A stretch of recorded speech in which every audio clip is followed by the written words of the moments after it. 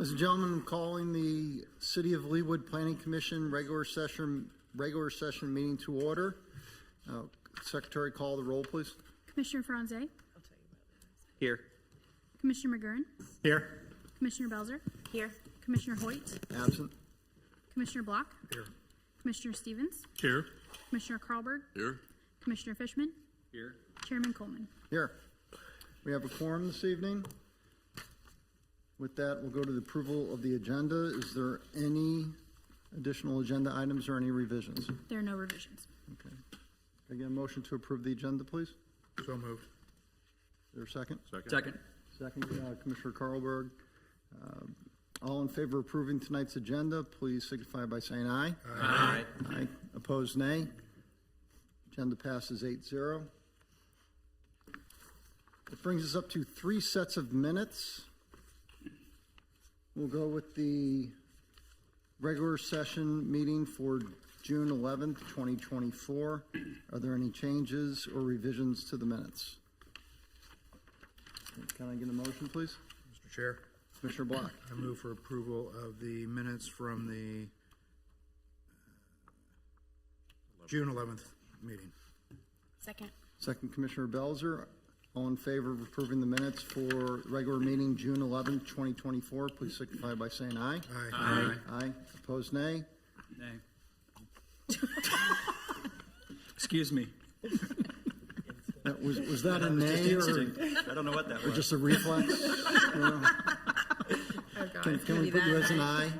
I was an aye. Okay, thank you. Excuse me. The meeting minutes are passed 8-0 for June 11th.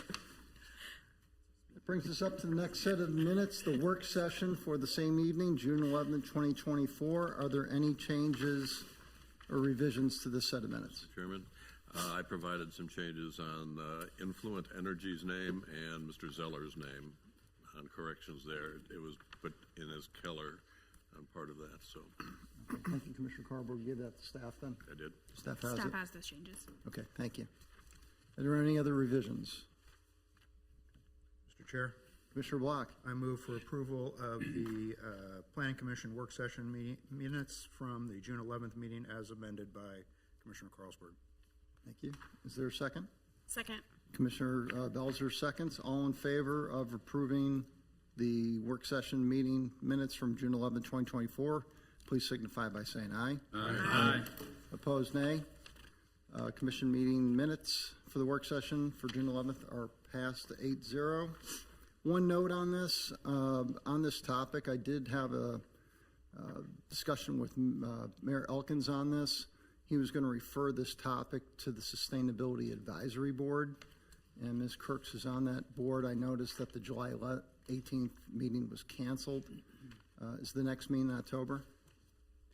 I believe so. I have not received an email yet from the Parks Department of that, but it's usually held quarterly. Okay. If you can keep your eye on this topic to make sure that it gets on their agenda at some point. Absolutely. Okay, preferably in October. Okay. All right, next up is the meeting minutes for June 27th, 2024, regular session meeting. Any changes or revisions to these minutes? Mr. Chair, Commissioner Block. I have a couple small ones. Okay. The bottom of page 9, the comments attributed to me, I believe it should have been, there was a monument sign removed in front of instead of erected for. Okay. And then on page 16,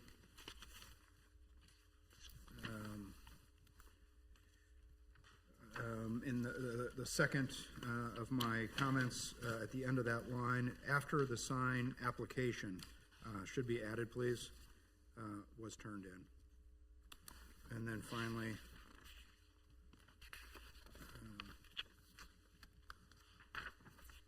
this is on page 23, and the motion to continue the case, I think, I don't know, maybe it's not necessary. The third line down, I thought that maybe continuing to the August, continuing to the August Planning Commission meeting. I think the word continuing should be put in there. Mr. Chairman. Hold on 1 second. Staff get all that? says motion to continue at the top, so maybe that's not as important, but I just thought maybe for clarity. So it'd be the third line after Kenneth Road, continuing to the August Planning Commission meeting.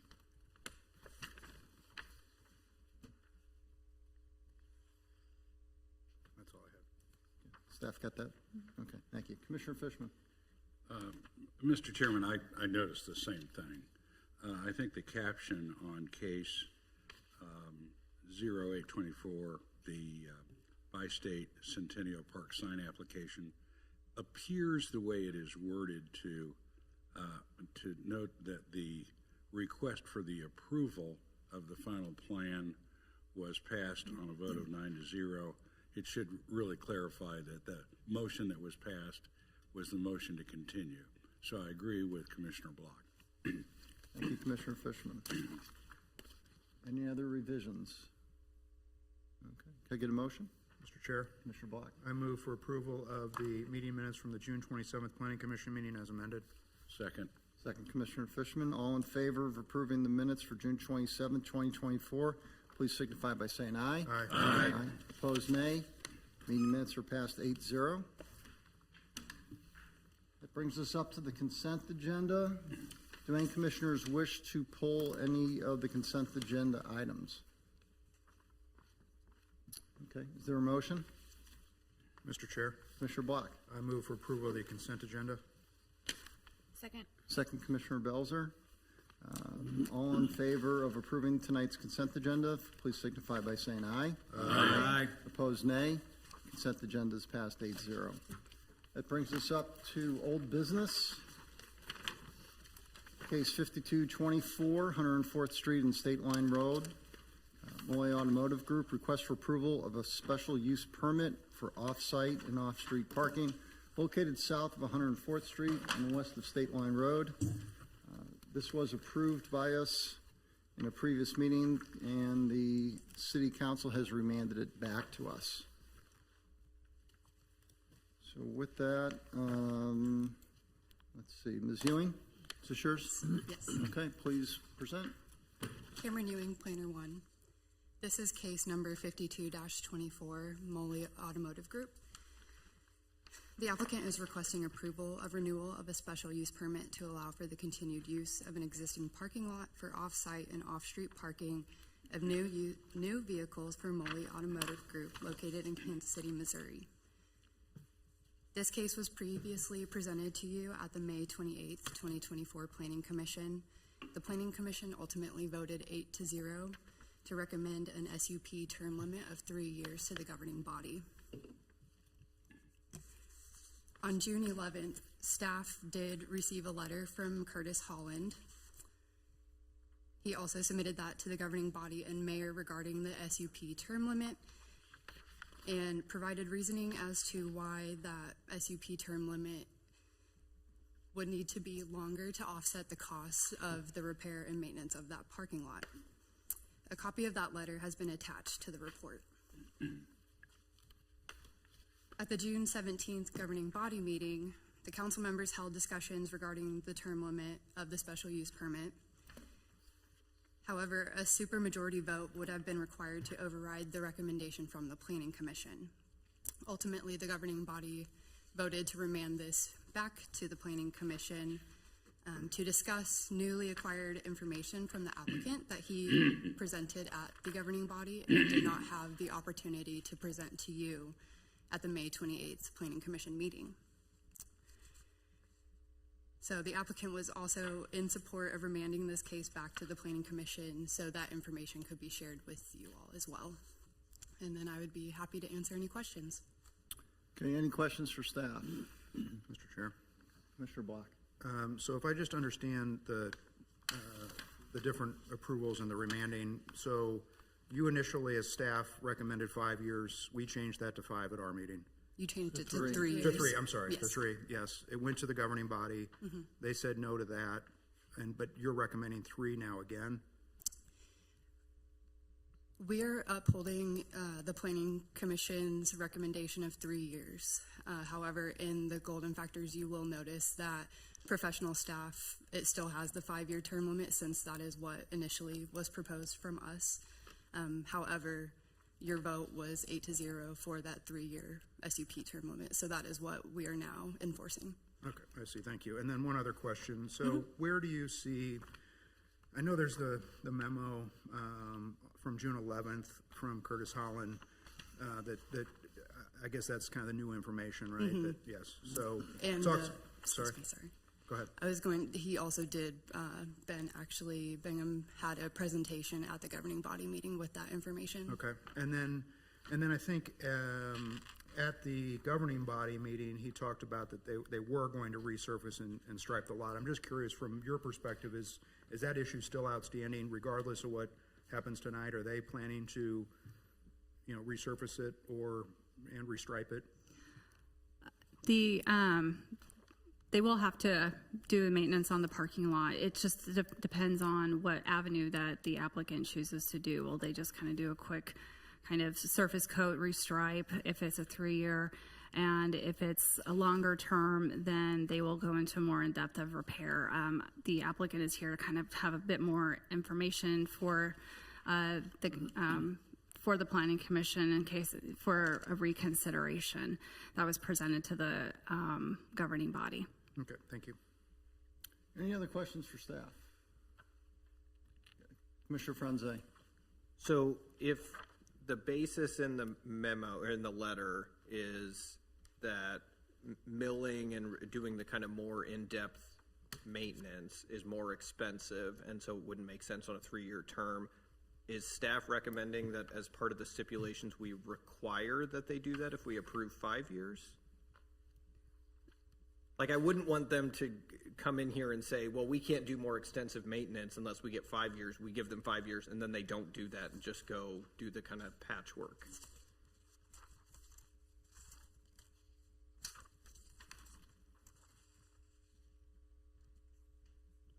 The stipulation that is presented is stating that they resurface and restripe.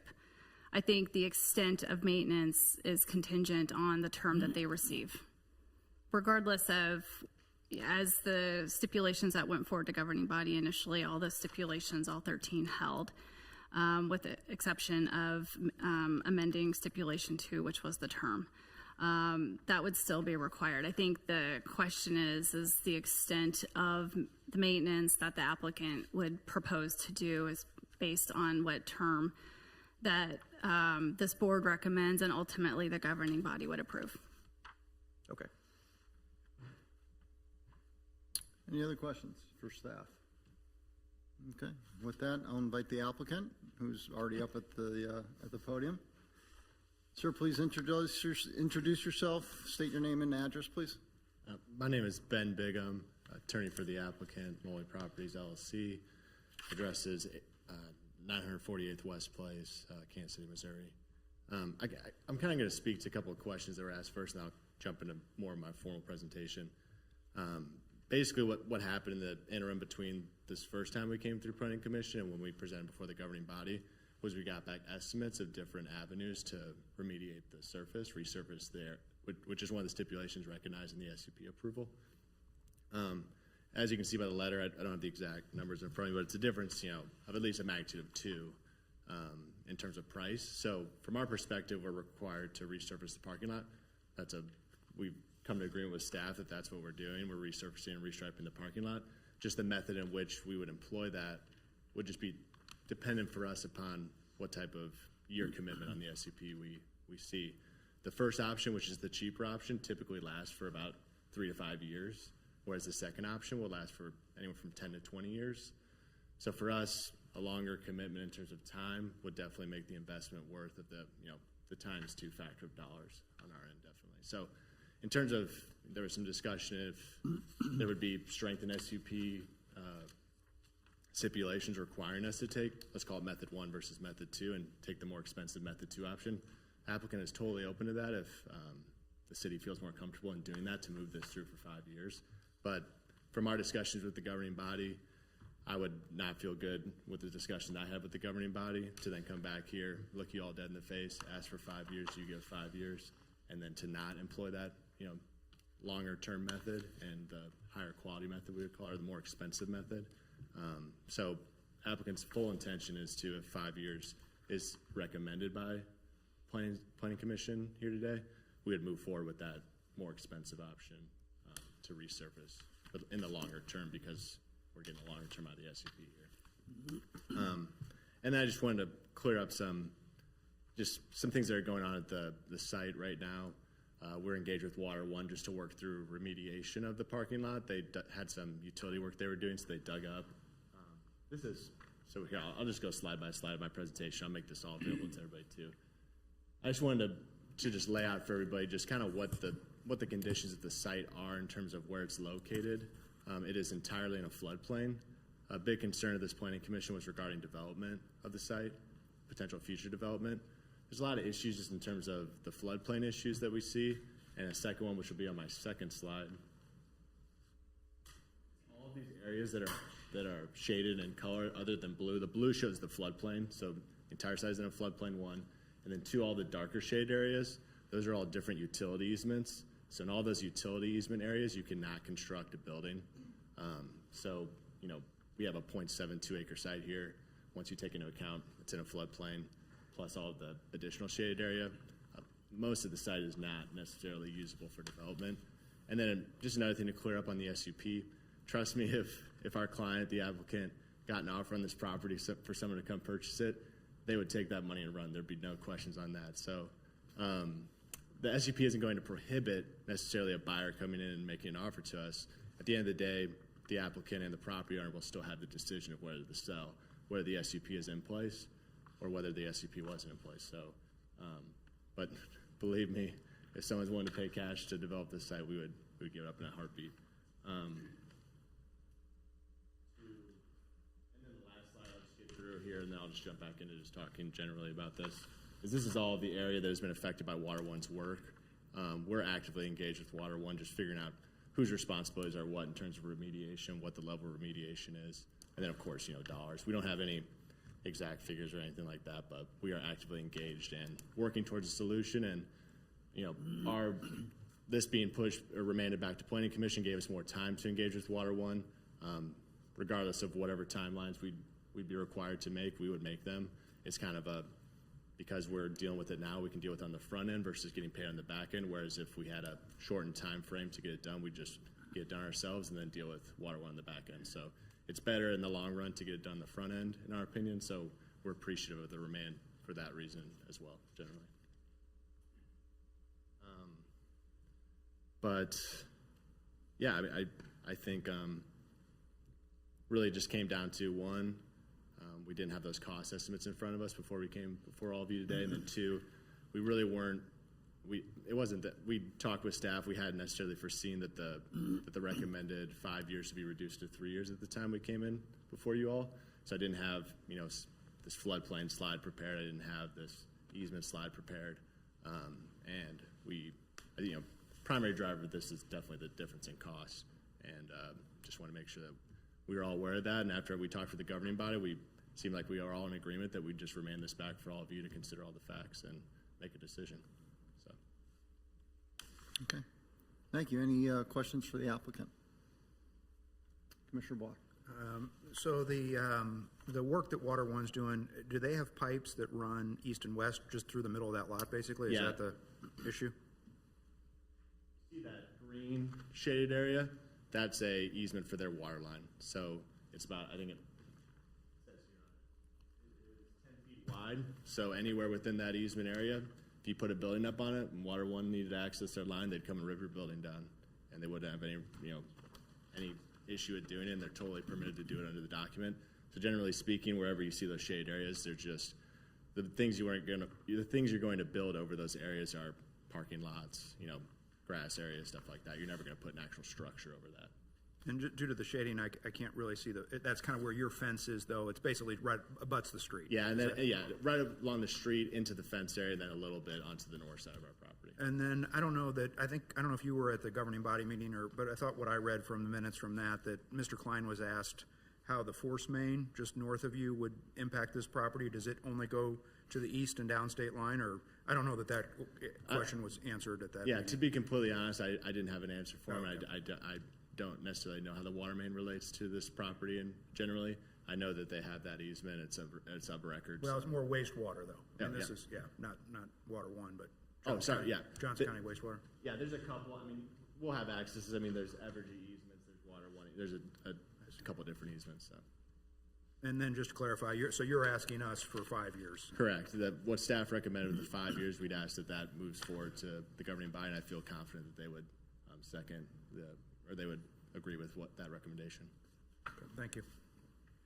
Mr. Chairman? Commissioner Carlberg, sorry. The pavement that is there now, how does that compare to the longer-term pavement that you would be putting in at the longer term for the permit? So Is it relatively the same kind of thing, or is it a lesser grade? it should be the same or better. It depends on we're working through Water One with what the actual depth of the pavement will be. But in, option one, you basically recreate the surface, is the way I understand it. And then in option two, you grade all the way down to the soil level and then rebuild an entirely new, And you say the stuff that's there now was kind of rebuilt from down deep? Sorry, can you repeat? What's there now is kind of built from down deep? Yep, correct. But How long has that been there? How long has that been there? Probably before my time. I couldn't tell you honestly. I wish I had an answer for you on that, but I don't, unfortunately. Okay. Commissioner McGurn. Thank you, Mr. Chairman. Obviously, Moley owns the property, and can you remind us how long they have owned the property? They've owned it since 1998, I believe, or at least that's since Okay. when SUPs have been being approved since 1998. It might even date further back than that, as early as into the 80s. Can you give us kind of a high-level assessment of the maintenance history that has occurred on this property? I can have something prepared and presented to the Planning Commission or to the governing body. I don't have those facts available to me necessarily right now. I'd just be interested. Obviously, with ownership comes an obligation associated with maintenance and upkeep in general. And so I'd just be kind of curious, how long ago was the last process, and what was it that was for maintenance? And has that happened every 10 years or every 2 years or 5 years or whatever the numbers are? Yeah, and I think that plays into kind of the history of the SUP approval process throughout this governing body's history. I think as we move towards getting longer and longer terms, so to bring us back to 1998, we started with 1 years, moved to 2 years. I think we moved back to 1 year, then went to just recently to a 3 year. I think we start seeing these 5 years, and our goal would be to move to a 10-year SUP approval as well.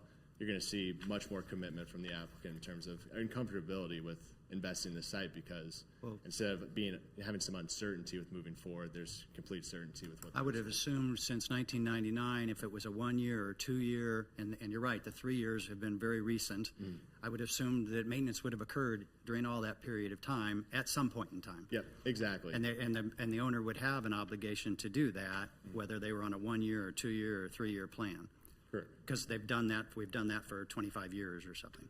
Correct, yeah.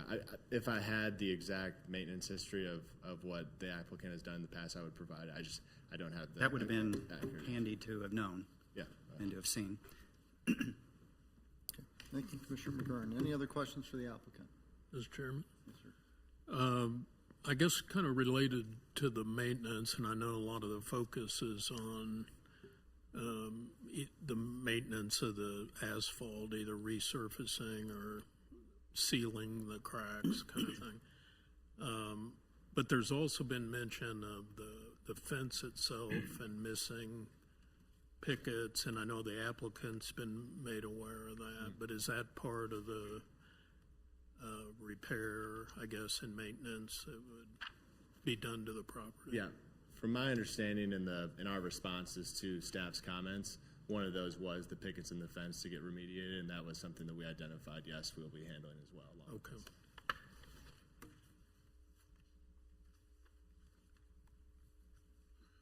Thank you. I was waiting for another one. Yeah. Thank you, Commissioner Stevens. Any other questions for the applicant? Okay, I have a question, picking on Commissioner McGurn's first statement. According to the records we have from the council meeting, the first SUP was put in 1999 for a 2 year period. And then for whatever reason, it reverted back to 1 year from basically 1999 to 2011. Then went back to a 2-year period from 2012 to 2019. And then I remember distinctly in 2019, they wanted to go to 3 years, which is where we are now with the 3-year permit.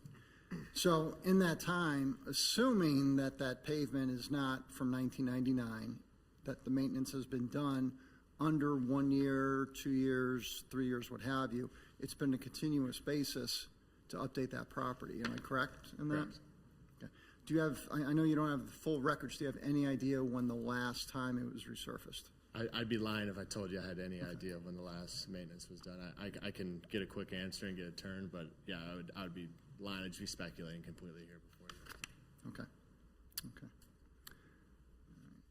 It's obviously that property, I guess, do you recall why they purchased it or who they purchased it from? Do we have any history on that? Based on the use, I would assume, I'm just speculating again, I would assume that it was for this purpose of having it as a parking lot, but I don't have a direct answer for you or for something from the applicant that would indicate otherwise. So we don't know if it was part of a bigger lot. No, we don't have any of that. I'm pretty sure that it wasn't a part of some, plan to develop it or anything like that. Okay. Okay. All right. Thank you. This case does require a public hearing, and with that, I will open the public hearing. Is there anyone in the audience that would like to be heard on case 5224? Mr. Chair, Commissioner Block. seeing no one, I move to close the public hearing. Second. Second, Commissioner McGurn. All in favor of closing the public hearing, please signify by saying aye. Aye. Opposed, nay. The public hearing is closed, 8-0.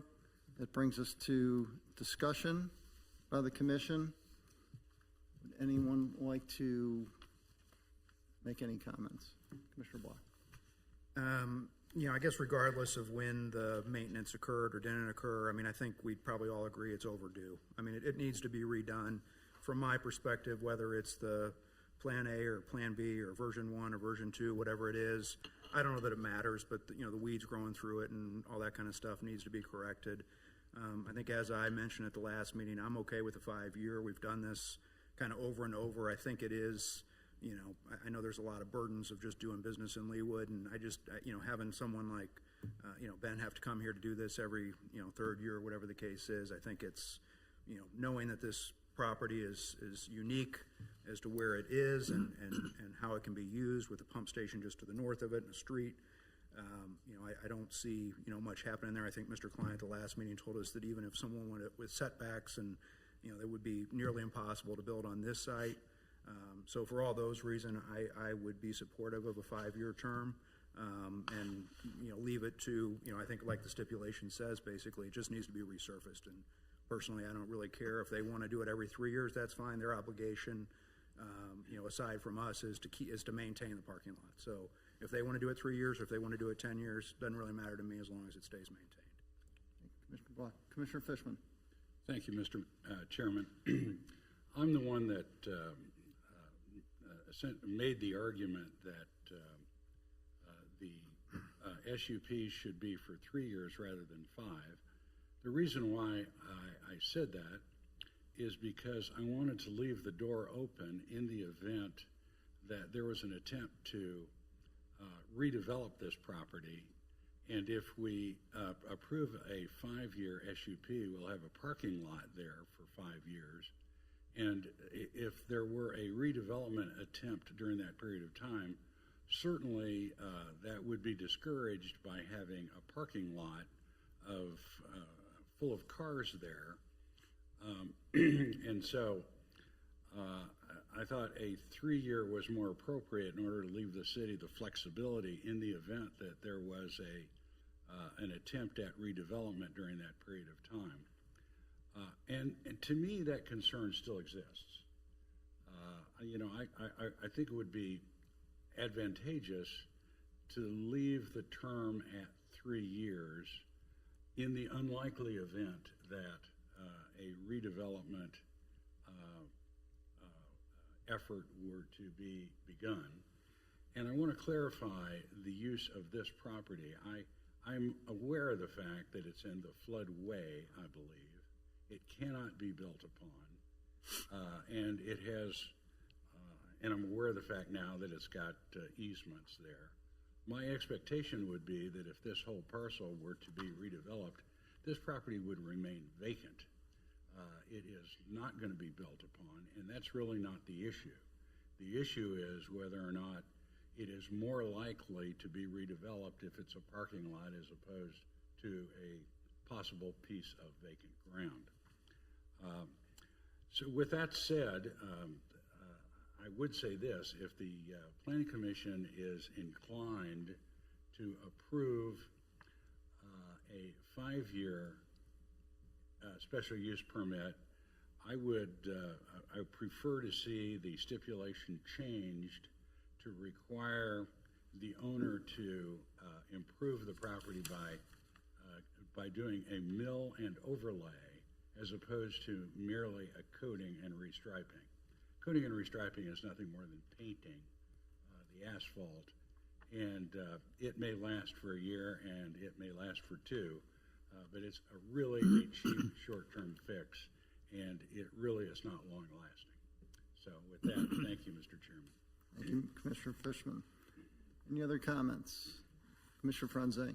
Yeah, I would agree with both of the commissioners who spoke. I think I'm inclined to lean towards the 5-year, but with the suggestion from Commissioner Fishman that the stipulation be revised to require milling the surface and adding new asphalt and restriping, just so that we're getting the investment in the property that the developer, that the applicant's promising, making sure that that's required in there. And I think there is some benefit. I understand the, letting them maintain the parking lot however they want, but I think that there's some benefit to having owners invest long-term in their property and provide better upgrades when they can. And I think this is an opportunity to require that. So I would also be supportive of that. Thank you, Commissioner Franze. Mr. Chair, if I can say, it's actually, property owners are required to maintain the property. That's what prompted Cameron to go out and see what the maintenance, what the current condition of the parking lot was and the pictures, and that's what prompted this stipulation, was that we noticed that the disrepair of the parking lot. But it is required by property owners that they do maintain it, regardless of the parking lot there, the parking lot at Town Center Plaza, whether it's landscaping, sidewalks, ramps. We do go around and our code enforcement checks that, and that's what they're looking for, is for property maintenance. Thank you, Ms. Crooks. Mr. Chairman? My comment would be a bit of everything that's been said. I would much prefer to see the owner maintain the property appropriately based on the standards that the City of Leawood has, and not, in a sense, threaten to not do it the way it should be done unless they get a 5-year plan. I think that seems excessive. I would much prefer to reward an applicant who did the mill and overlay and walks in and says they need 5 years going forward, as opposed to the opposite. So I would prefer to have stuck with the 3 years, but I agree with the logic that says if we're going to go with 4 or 5, a complete mill and overlay would be required like in the next, 6 months or a year or whatever the right time frame is, a specified time frame. Because it just seems like no one can prove appropriate maintenance is being done on a regular basis. Thank you, Commissioner McGurran. Mr. Chairman, one follow-up. With due respect to the staff, the stipulation number 5 says that the owner shall resurface and restripe the subject parking lot within 90 days. The term resurface, I think, leads itself to some ambiguity. I think, technically speaking, a sealing and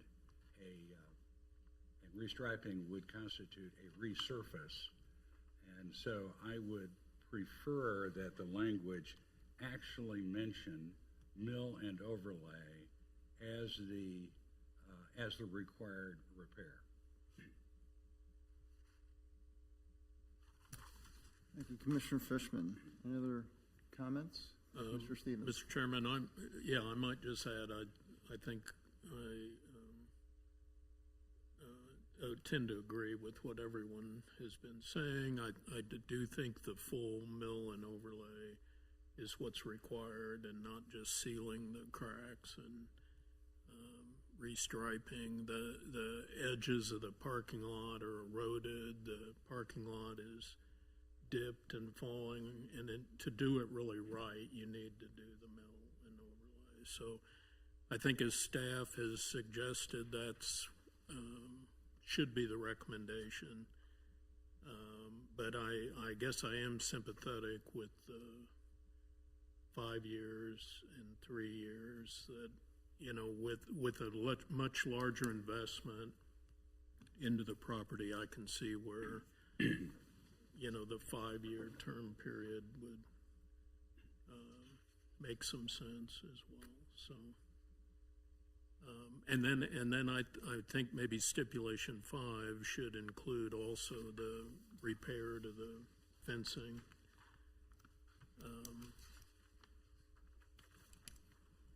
As has been mentioned throughout with staff's comments. Thank you, Commissioner Stevens. Any other comments? Okay. I do have just a couple comments on this. Obviously, this property has a long history, going back to 1999, when we first approved the special use permit. During that time, they've come in for 2 years, 1 year, 3 years, and I was on the commission when they switched from the 1 year to the 3 years, bless you, a couple of years ago. I did, before this case came up last time, I did, on my way to the meeting, I did a site visit on my own, looked at it, and noticed the disrepair. And I agree with staff, it is up to the applicant to keep up their property, and obviously they have not. Whether it's a 3-year permit or a 5-year permit, they still need to keep up the property. An incentive for 5, you know, when they're not doing what they're supposed to do, I'm kind of with Commissioner McGurn on that. Like, you know, why should we reward you when you haven't been keeping it up in the first place? As far as building on this property, it's not going to happen, at least in my lifetime, unless there's a massive earthquake to change the topography of it. It would make a very nice pocket park in that area, and I think it would improve the area. And being a floodplain, that's usually when we get the pocket parks, is when you can't build anything on it. But obviously, they've used this for decades now, and they're probably going to use it for decades in the future, as long as they keep their automotive business. With that, any other comments? Okay, anyone want to make a motion? Mr. Chair, I apologize. Maintain the 90-day time frame.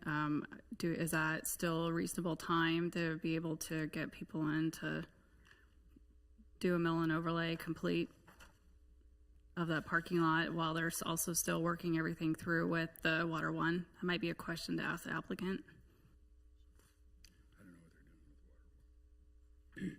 What are they, how long is the Water One process going to be? Yeah, the 90 days after governing body approval is still fine to get the full milling done, you know, overlay done. So, the timeline recommended still works for us. I just wanted to make sure we weren't putting down a stipulation of a time frame that wasn't going to be attainable. Okay. Mr. Scoville, did you have any information on Water One's work in that area? So, Brian Scoville, city engineer. It's my understanding Water One is wrapping up their work in that area, and they should be out of the way soon. Johnson County Wastewater will be starting their force main work. They just advertised that project today. So in about 60 days, the force main work will be coming through. So the applicant does have a window of time to get the work done. Okay, thank you. With that, Commissioner McGurn. I'll make a motion if you don't want to. No, go ahead. Okay. Commissioner McGurn. I make a motion for approval of 104th Street and State Line Moley Automotive Group special use permit for off-site and off-street parking.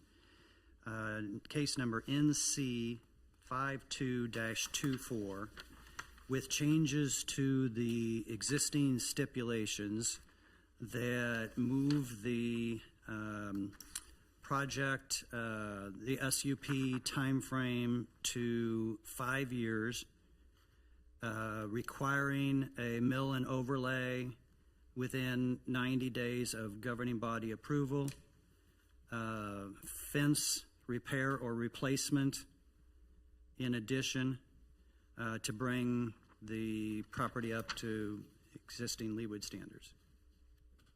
Second. Second, Commissioner Block. Staff, are you okay with that? Is that, So it would read, within 90 days after governing body approval, the applicant owner shall perform a mill and overlay of the parking lot, restripe the subject parking lot to match the approved final plan, and repair the fence to bring the site up to Leawood standards? Repair or replace, whichever they choose. Is that sufficient? is that good? Thank you. All right, any discussion on the motion? With the 5-year. On stipulation 1 and 2 With 5 years. would be 5 years. Yep, you said 5 years. Yep. Okay. Staff, you're good with that? So amending stipulation 1, stipulation 2, and stipulation 5. Yes. Okay.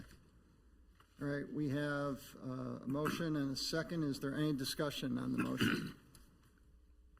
Okay, with that, all in favor of approving case 5224 with the stipulations and the guidelines mentioned, please signify by saying aye. Aye. Opposed, nay? Passes 8-0.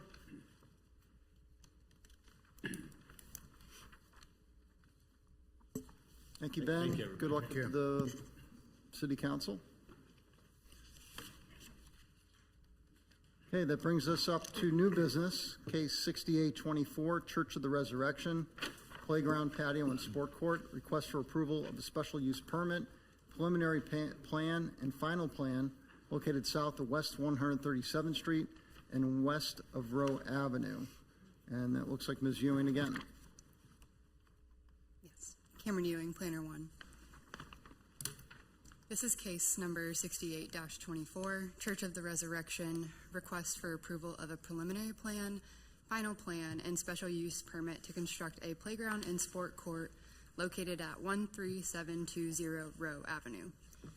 And a public hearing is required for this application. The applicant is Matt Kelly with Church of the Resurrection, and this project is proposing the addition of a fenced sport court, various playground equipment, benches, bicycle rack, pedestrian scale lighting, trash receptacles, a patio shade structure, and new sidewalk connections on approximately 0.5 acres located to the west of Building C. The applicant is proposing to construct a 4,000 square foot sport court and 5,000 square feet of total playground area overall. The playground would include 4 separate play structures: the Pegasus play structure, inclusive Orbit, Bamboo Jungle play piece, and the Double Cloud 9. The proposed sport court would feature 4 permanently installed basketball courts, as well as a 12-foot tall black vinyl chain link fence around the perimeter on the north, west, and south sides. And then specifically, the sport court would not be requesting lighting. It will not be lit. Since the applicant is requesting approval of a preliminary plan and special use permit for a sport court and playground on the subject property, staff has reviewed the application with respect to the golden factors. All criteria have been addressed, and those are included in the report. An interact meeting was held on July 9th, and a summary of that meeting is included in your report as well. The applicant is proposing to plant Black Hill spruce and Taylor juniper evergreen trees to the south of the proposed sport court. This would be to provide screening to the neighboring residential properties to the south. And then for lighting, again, the sport court is not proposed to be lit. However, the applicant is proposing to add baller lighting along the main pedestrian pathway. These lights will be the main source of lighting out there. And then on the dais, there actually is going to be a memo regarding stipulations. Previously, stipulation number 13 read, "No court lighting shall be permitted between the hours of 10 p.m. to 7 a.m." Staff requests to just strike that stipulation completely to save any confusion. So that would bring the total stipulations to 19. And so with that, we would recommend approval with the stipulations in the report. And I can answer any questions. Okay, thank you, Ms. Ewing. Any questions for staff?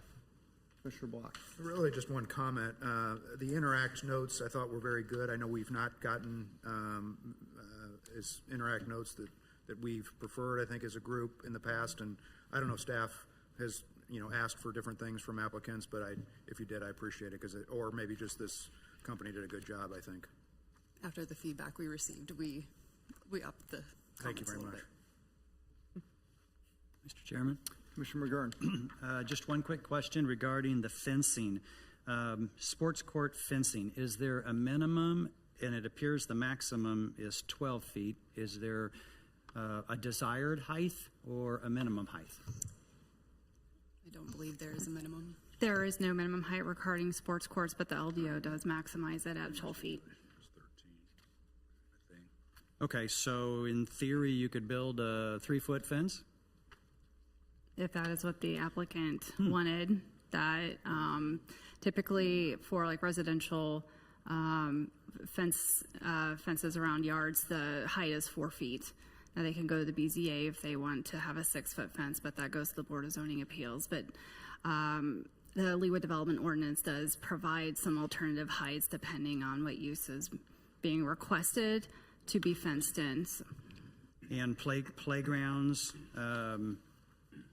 this is more of a playground than a sports court, right? There's 2 playgrounds and a sport court. Okay, so I'm just a little surprised that there's not a minimum and that there's not a standard or an expectation that 8 feet is what we really want, as opposed to anywhere from 0 to 12.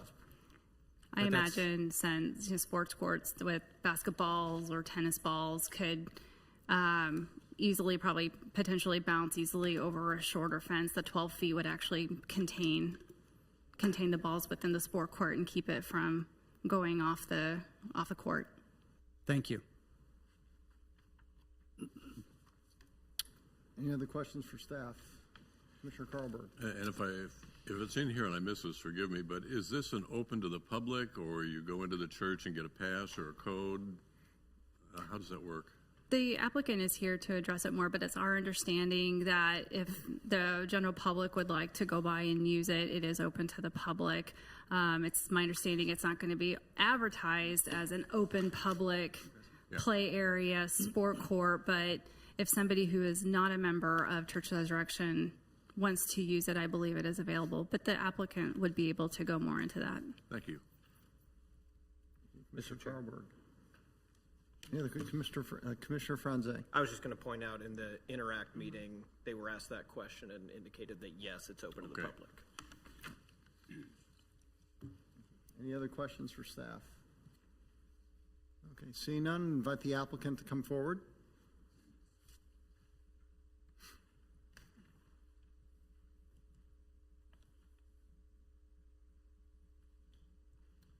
Please state your name and business address. Sure.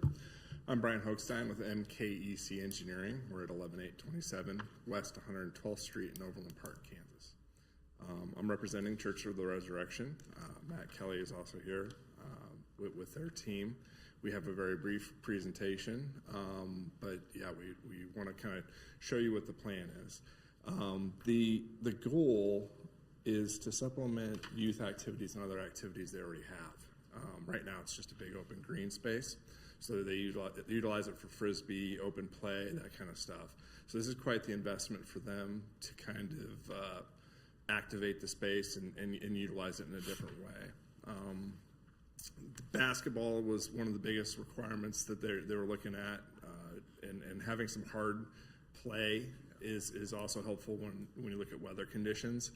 And we've got some 3D models that'll think help.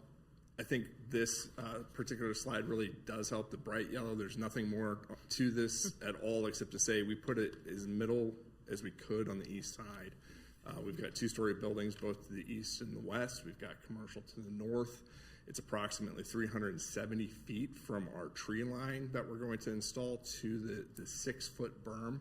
So we've done everything we can to try and mitigate those things that we would consider concerns to the neighbors: sound, noise, as much as we can.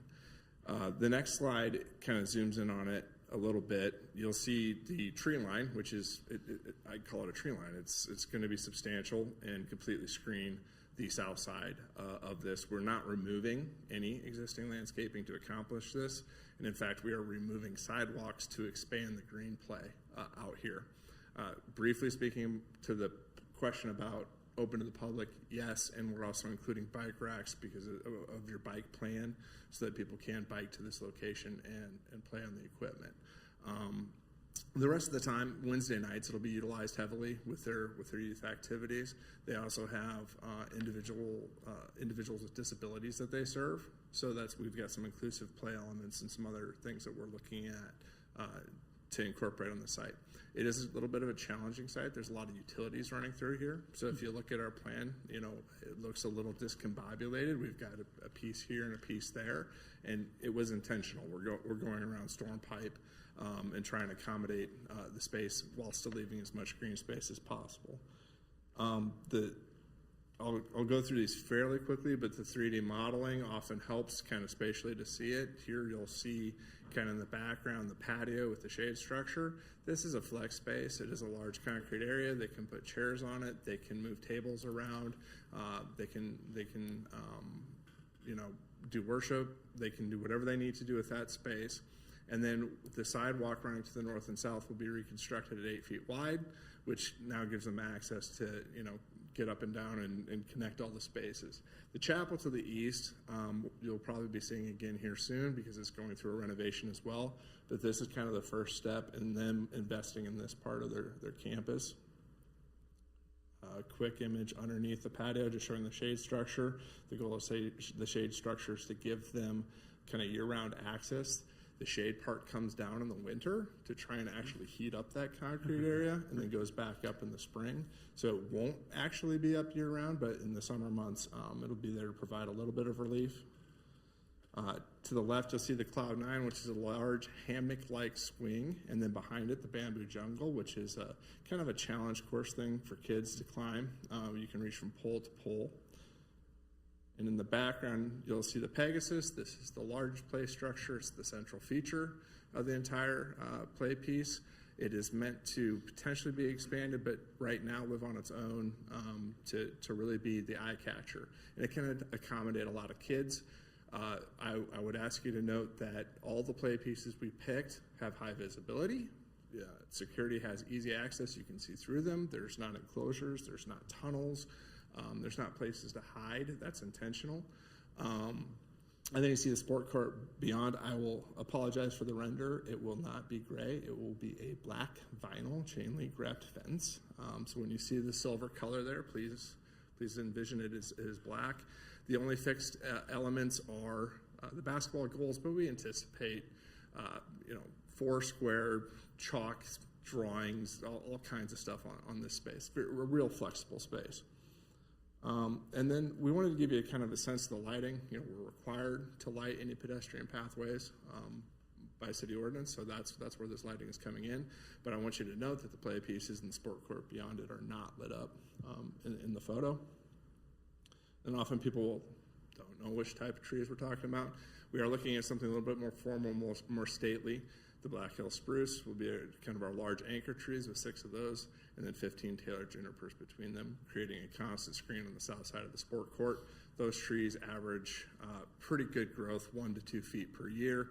They will be a minimum of 6 feet to start, and they will mature around 25 to 30 feet. And that's kind of what we had. I'll just go back to one of the slides and take any questions you guys have. Thank you. Any questions for the applicant? Mr. Chairman? Commissioner McGurn. Thank you. Number one, this looks great. Very impressive. After the State of the City address that Adam Hamilton had the city do on the property. He offered to give us a tour, and there were probably 15 or 20 of us that went on this little tour and walked through. We walked across this property, and at the time he said that he thought administrative buildings would be built, or building would be built here. Is that a possibility in the future next to the playground, or is all this land that's not being used at the moment unplanned? I am speculating a little bit, but this is a significant investment. These play pieces are very expensive, and as is the sport court. And while I won't say numbers, it's enough to deter probably any development in this space. In the past, there was plans for buildings, including a 10,000 square foot building. It definitely helped us out when we were looking at the stormwater sizing. We had plenty of capacity because of that. I'll note that. And so I don't know of any plans in that space that they would tear down the playground and build a building. Do you, Matt? And I'm not insinuating that you would remove any of this. I'm just talking about the excess land that's not being used in this little corridor. Their biggest need has been told to me by the youth is to have that kind of overall green space as well. We Great. were really protective to try and have as much of that to the north as we possibly could. It looks awesome. Any other questions for the applicant? Okay, just one comment. Thank you so much. I know the Church of the Resurrection has always been a good neighbor to Leawood, and thank you for opening it up to the public. Not advertised, but Word will probably get out. Trust me, with the climbing structure like that, word will get out very quickly to the parents in the area that you'll have a lot of kids there. I know the closest when my kids, it's like 10 years ago, but the closest one I think was in Grandview, where I initially found that climbing structure. At Valley Park, we did that Yes. one as well. Yeah, that was outstanding. That's my baby. Your baby is very good, because once I found out about it, that's all the park They want to go, yeah. they wanted to go to. It's a great climbing structure. I kept afraid the kids were going to drop. No one dropped to the ground, which was good. So, but It is great, especially for the teens, tweens. It challenges individuals and children, and younger children may not be able to access it right away, but it gives them a challenge to move up through, progress and grow into the play structure. The one other thing I would note is our inclusive piece is really, really kind of neat. And I don't sell this equipment, so I don't get any kickback for saying this, but it is basically a merry-go-round that can accommodate any kind of mobility issue. So you can roll a wheelchair onto it, or you can come on with crutches or a walker and get onto it. It's at grade, and then it's a merry-go-round that spins around, but able-bodied individuals can use it as well. So we've got some neat things that we're trying out here. We'd love to do more, but he's going to have to give us more money. So, okay. All right, very good. Thank you so much. thanks. This case does require a public hearing. With that, I will open up the public hearing. Is there anyone in the audience or online that would like to speak on this case? Mr. Chair, Commissioner Block. seeing none, I move to close the public hearing. Second. Second, Commissioner Franze. All in favor of closing the public hearing, please signify by saying aye. Aye. Opposed, nay. The public hearing is closed 8-0. That brings us up to discussion. Any discussion by the commission on this case? I'll just make a comment. Commissioner Belzer. I think this is a really excellent, well thought out, laid out proposal and plan for a really great addition to the church and to the city of Leawood, even though we're not advertising it. It's top secret. It is, but it's really great. Any other comments? Okay, can I have a motion? Mr. Chair, Commissioner Block. I move for approval of case 6824, Church of the Resurrection Playground, Patio and Sport Court. Second. Okay, just including all the 19 stipulations from the From the amendment. updated, yes, removing 13 and making it then 19. Okay, thank you. And that was the second by Second. Commissioner Belzer.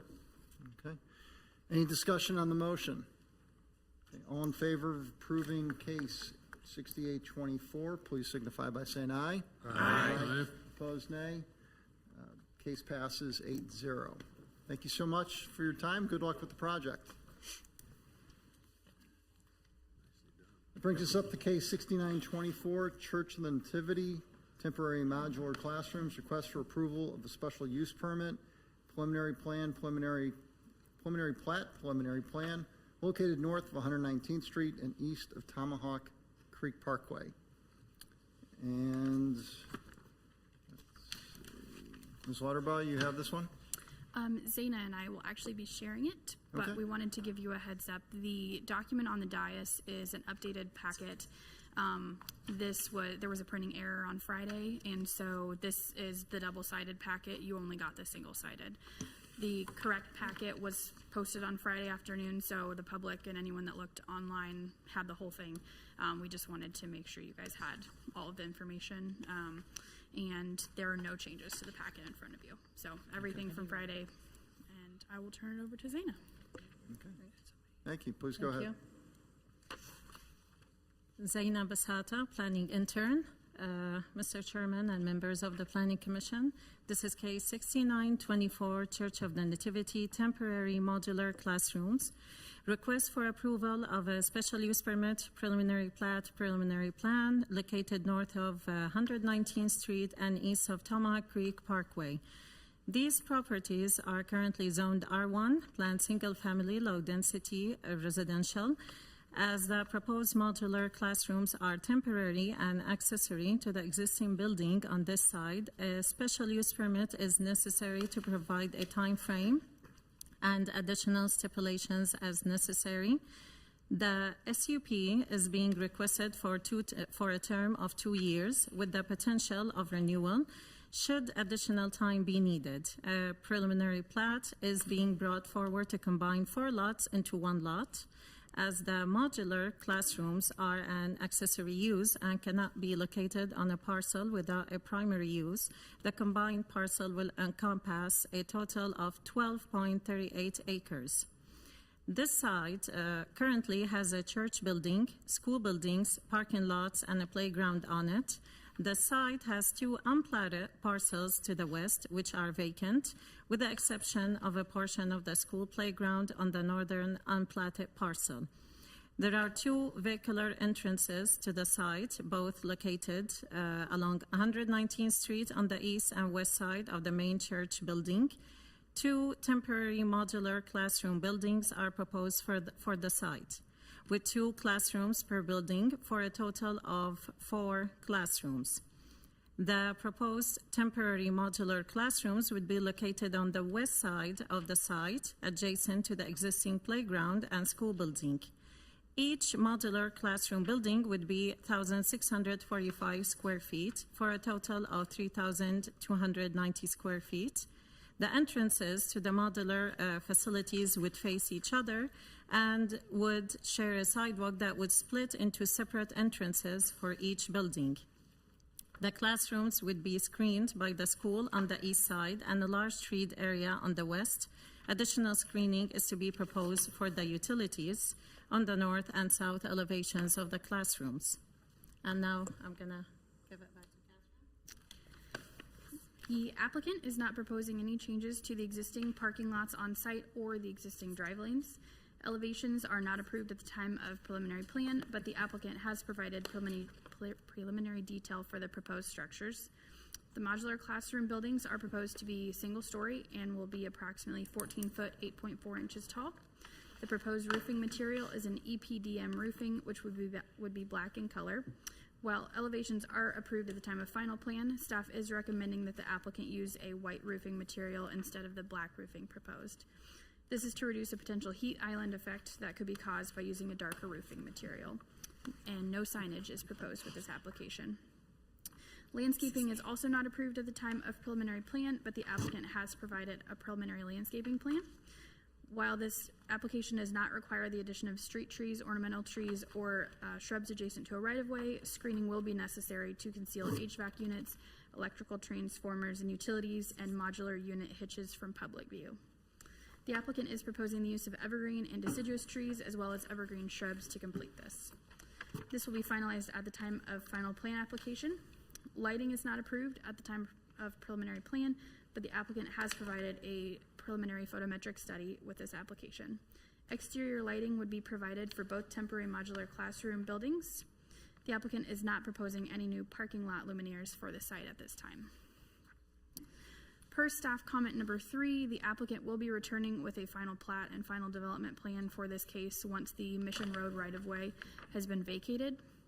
Currently, there is a section of this property that is shown as right-of-way for a future Mission Road extension, which will no longer be used as homes have been put to the north of the Church of the Nativity. This requirement is also addressed in the attached Public Works memo. This application meets all requirements of Leawood Development Ordinance, and staff recommends approval of case 69-24 with the stipulations listed. We would be happy to answer any questions. Okay, thank you for the tag team. I think that's the first time we've had that in a while. Any questions for staff? Mr. Stevens.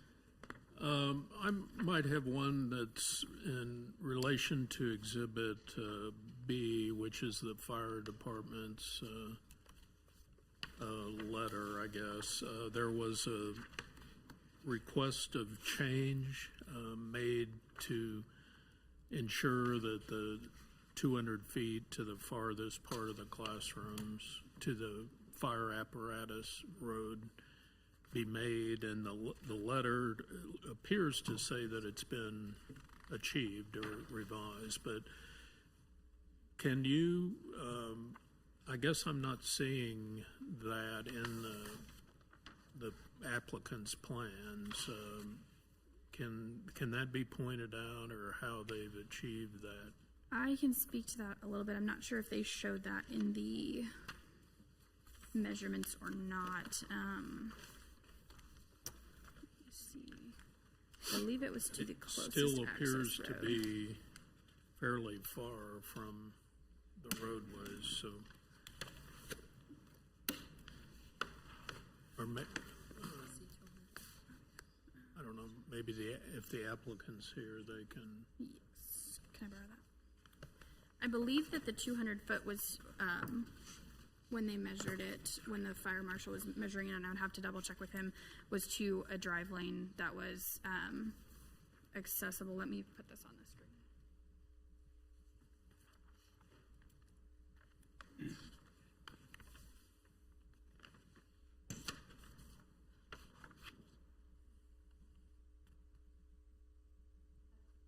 Not on.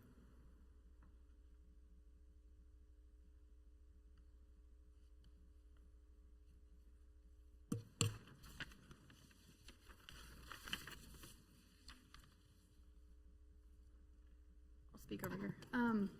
So I believe the distance that they were calculating was from that closest, the corner of the modular unit to the drive lane.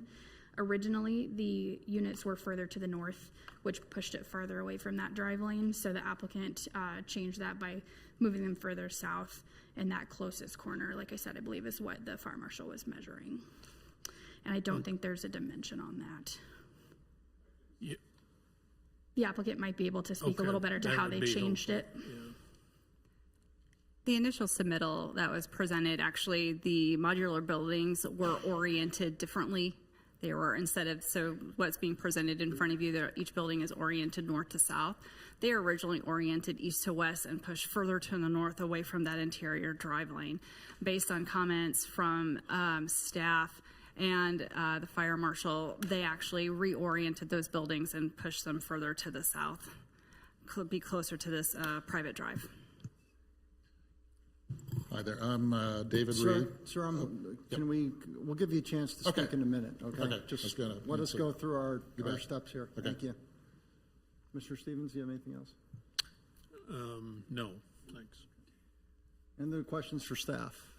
Commissioner Franze. Yeah, I had a question about the future, the proposed vacation of the Mission Road extension. Should that have happened at some point in the past? It looks like the area's been built over. Was that missed at some point, or why has that not been done until now? We looked back into this. Actually, the last plat that we saw that was recorded with the county was from 1991, I believe. As we stated, these are currently... Sure. The current plat is from 1991. As we said, this is currently still 4 different parcels, so it's likely that it was not addressed because it hadn't been combined yet. It was still shown in the 1991 plat. I'm not sure if it was something that was missed. It might just at this point be needed, and so that's why we brought it up. But it was necessary. So they're actually going to be going through that process here shortly. And our city engineer may be able to speak to that a little bit better as far as that process. But that was something we caught on the plat. Okay, thank you. Any other questions for staff? Okay, with that, we'll invite the applicant to come forward, who's already come forward. Please state your name and your business address for the record. My name is David Reed. I'm with Multi-Studio Architects. We're located at 4200 Pennsylvania Avenue in Kansas City, Missouri. And I was going to respond to Commissioner Stevens' question. The fire department was actually having a lot of foresight. The new fire access will be required at a point when the school's future addition, not part of this application, comes into play. So we are placing the modular classrooms in a position such that the school can build a future addition in a couple of years from now, plus or minus. And at the time that future addition comes into play, that's going to be sitting on top of the current fire access. So until that time, the current fire access will remain in place. That's why there's no new access road shown at this time. I see. So in a couple of years' time, we'll be indicating that on our plans. Okay, thank you. Yeah. Do you have a presentation you'd like to make? Or? No presentation tonight. Okay. Staff has it covered. Okay. Any questions for the applicant? Commissioner McGurn. Thank you, Mr. Chairman. I've got a couple of questions that I just want to kind of educate myself a little more on the existing need for these modular units. Yep. So I stepped back in time a little bit and I went through some history that I had, and I read in the Interact notes that you were basically going to make available, I believe, 4 classrooms for technology, Spanish, math, and STREAM. Is that accurate? Yes. I Okay. believe so. And those 4 classrooms don't exist today? So there will be a reshuffling of room assignments. So classrooms are classrooms, and the school can assign those as they see fit. Right now, the school is at a really high capacity level, and they're looking to create more breathing room in the classrooms, if you will, getting down to a lower student-teacher ratio. So that's why the school's adding classrooms, but you're not seeing an increase in enrollment or total users and parent traffic on the site. Okay. Is that helpful? I think I've got a perspective that is a little bit old in the sense that I know what the classroom situation was between 97 and 08. And in 2000, as an example, there were 703 students inside those classrooms. That was before St. Michael's opened, and a bunch of those students moved to St. Michael's. But the full capacity was 648 students with 24 kids in each classroom. And there were 27, 28 kids in a variety of classrooms, which was high, fully admit. But, you know, going from 2000, it's got into the mid 500s, it got into the mid 300s, it got back to the 400 range. According to this documentation, it's at 450. So 450 is 64% of the maximum enrollment that the school had, and there has been no additional building in that time frame, no additional classrooms or anything. And it's 69%, 64% of maximum enrollment, 69% of full capacity. So there's a part of me that just sort of wonders how we went for decades with a lot more kids, and now we're going to need to put modular units out and potentially add on. So I know, and I'm not talking about that in the future. I'm just kind of curious how that is happening. And there was a reference in here that said we wanted to get back to like the COVID numbers, you know, the number of students per classroom at that point in time. So just weigh all that for me and walk through the logic of why modular units are needed. That's a really fair question, and we have the principal of the school here, Luke Jennison. If he'd probably be the best one to answer the question. That'd be great. Thank you. Sir, before you answer the question, please state your name for the record and your business address. Yeah, my name's Luke Jennison, 3800 West 119th Street. I'm the principal of Nativity Parish School. Thank you, David. Thank you for having us. So yes, your numbers are accurate, but they're also off. So since then, our programming has changed. Now within the school, we have 5 day school classrooms. So we took away 5 previous classrooms that could have been used for 3 sections each. And with them being licensed under the state, there's very strict criteria on how much teacher to student ratio. So we have 5, a whole wing totally dedicated to our day school, preschool program. Yes, we do have a stream, and then what has also changed is we do have some of those current programs. We do have a stream program. We do have a Spanish program. What we've been doing since COVID is building our population from the ground up. So 3 years ago, we opened up a 3rd kindergarten section. Last year, we opened up a 3rd first grade section.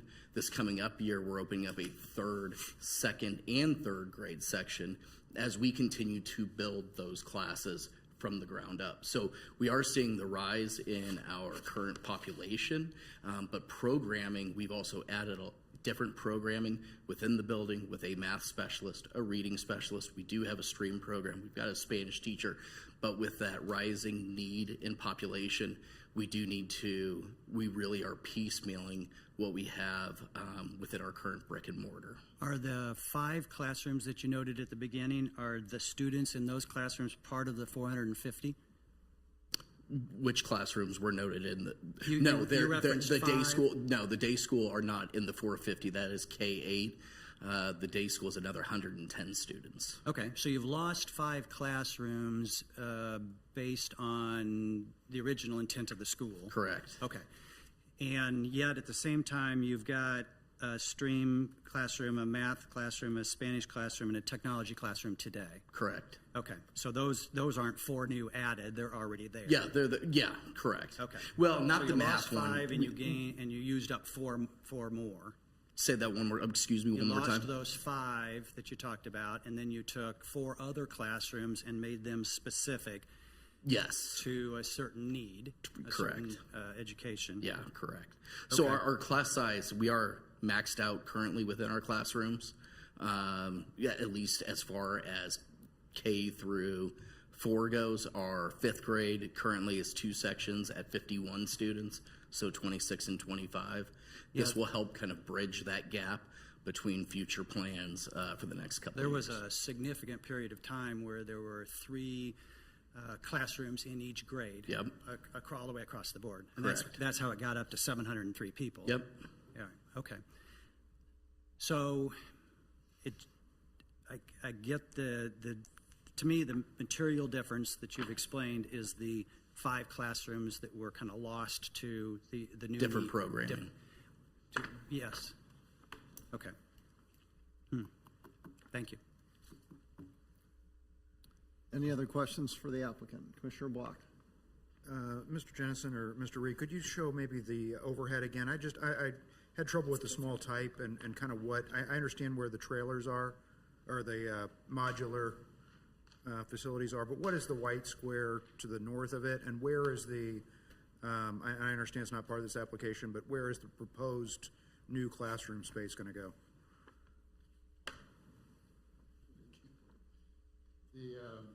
Do we have a microphone? Mr. Reed? I'll use this one.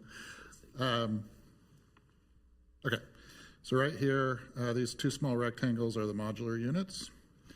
The current school, the activity center is here, and the main classroom wing is here. And then there's a dashed line right here that completes the U configuration. This is the proposed new middle school here. You able to read that okay? Yeah, that one's kind of hard. I guess I'm looking at one that's more of an aerial map that I just, and there's a white box just north of, I just don't know if that's the same thing that So the new wing will be just west of that parking lot that sits inside the L shape of the building itself. So if you imagine completing the U of the building to the west, I see. that's where the new wing would be. Yeah, what's that? And there's kind of a white box. Is that the playground? I don't know what, again, mine's an aerial, so I don't know. This is C206. Thank you. I guess so now it's a black box. That's the playground, the black That's the box. playground, Yeah. okay. And so, and kind of in the middle of that path, you're saying just to the west of the parking lot's where the extension's going to go? I see. Yep, right between the black box and the parking lot, right And, there. and if I think I read in the Interact meeting, so the placement of these modular is outside of that footprint, so those can exist while Yes. construction's going on, yes. Exactly. And so, I didn't do the math, but this is a 2-year SUP, Mm-hmm. and you're not gonna even place these until the beginning of 2026 or? 25. 25, okay, so in a few months, but then you won't start construction until Probably early 27 on the. on the permanent addition. Yeah, okay. And so does that get you enough, or are you gonna have to come back and? We'll most likely need an extension on the special use permit. Okay. All right. Yeah, and I mean, I don't know, maybe just me, or, I don't love where those are, but it sounds, I mean, that's. Nobody place you can does. put 'em, yeah. It's about our only option to support their needs.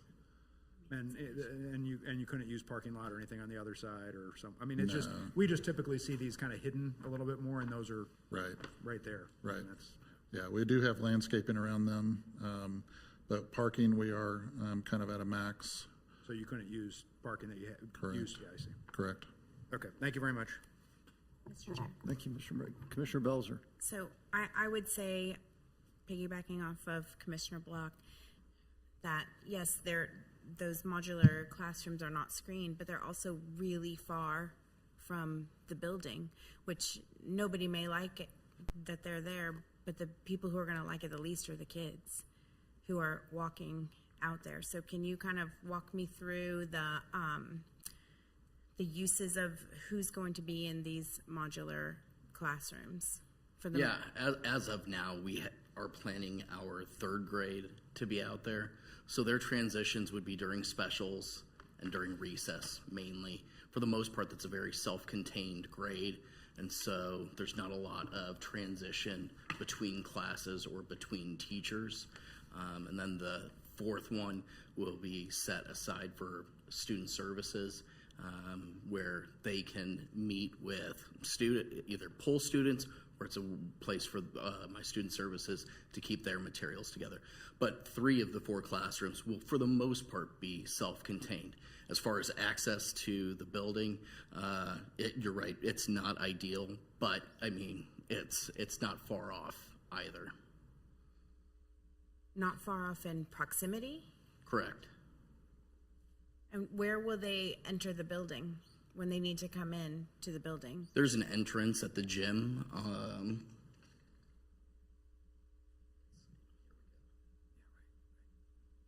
Yep, so there's a middle school entrance. Yeah, right there. And then there's the second entrance right here. So how many times a day will they have to transfer to the main building? Let's see, lunch, specials, twice. Okay, because I mean, you know, on a pouring rainy day in the snow, Yep. that's less than ideal. I get why you want to put it there so you can be building at the same time, but that's, I mean. Yeah, and teachers are it's less- flexible. If I needed my specialists to go out to the classroom, they could do that. I mean, when it's raining out, we typically have indoor recess, so they wouldn't be going out for that. Okay, thank you. Commissioner McGurn. 2 quick thoughts, just to piggyback on the thoughts that have come up, and a question to clarify. Are you still using what I think are the 6 classrooms that are under the gym? Yes. Okay. That's our current middle school. They're in full use. Okay. Somebody brought up the location, and it obviously isn't ideal, but at the same time, I get that this is 12 acres and it's a little tight. Was there any consideration in the drawing that you've got up there right now, of putting them on the parking lot in the upper right corner of your drawing, where they'd walk out of the school entrance and go across the parking lot and either be on the top end of that parking lot on the north side? Right yes. there? Yes, all the way up at the top on the north side, or potentially be over on the angle on the right side. Was that a consideration, and why was that? Well, I know parking, the amount of we have to have X amount of parking spots, and so I know that's a huge consideration. The offset, 40 foot. The 40-foot setback is the main reason we can't put a building structure anywhere, but it would end up in the middle of that parking lot. It wouldn't be on the edge. And that's 40 foot from the property line? From all property lines, front, side, and back. Okay. And I know the wall that goes across the top is tall, that keeps the view of the parking lot from the people that are to the north. Correct. But your point is, even if you stuck it 20 feet from that wall, you don't have 20 more feet. Correct. Okay. And doing it over on the right side is sort of the same thing, or is there more land over there? It's the same challenge. It wouldn't be at the edge of the parking lot. It would kind of move into the middle of the parking lot to achieve that 40 foot. Okay. We did look at it. We've looked at a lot of locations. I'm sure you did. Thank you very much. You're welcome. Any other questions for the applicant? Okay. Seeing none, thank you very much. Step back. This case does require a public hearing. With that, I will open up the public hearing. If there's anyone wishing to speak either in favor or in opposition, has an opportunity to speak. Yes, ma'am. My name is Karen C., and I'm the secretary of the Hazelwood Homeowners Association. I'm also here more as an individual. I live on Mohawk Lane. The church has been a good neighbor. We hope we've been good neighbors. It's our understanding this is all on the west side of the property. The main parking lot on the east side would border on Hazelwood, and we hadn't considered that would ever be a possibility. But the only other comment that I would have is that generally people in the neighborhood were favorably inclined toward this, including the person whose house is closest to the school property that lives at the end of the 117th Street cul-de-sac. There was an inquiry made after the Interact meeting as to whether before there's any permanent construction, would there be a traffic study? Because Mission Road and 119th Street is right there where one of the entrances or the main entrance to the school would be. But other than that, I'm aware of no opposition in Hazelwood. Thank you very much. That's not opposition, that was a question. Thank you very much, ma'am. Appreciate it. Would anyone else like to come speak on this case? Okay. Mr. Chair. Commissioner Block. Seeing none, I move to close the public hearing. Thank you, Commissioner Block. Second. Second, Commissioner Franze. All in favor of closing the public hearing, please signify by saying aye. Aye. Opposed, nay. Public hearing is closed 8-0. With that, I allow the applicant to come back up and give him an opportunity to respond to any points raised during the hearing. Does the applicant wish to be heard again?